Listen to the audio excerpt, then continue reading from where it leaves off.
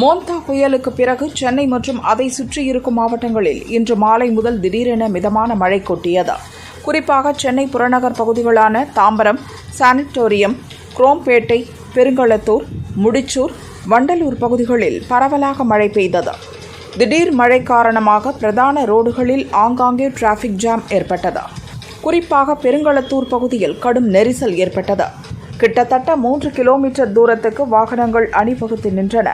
போக்குவரத்து அடியோடு ஸ்தம்பித்தது.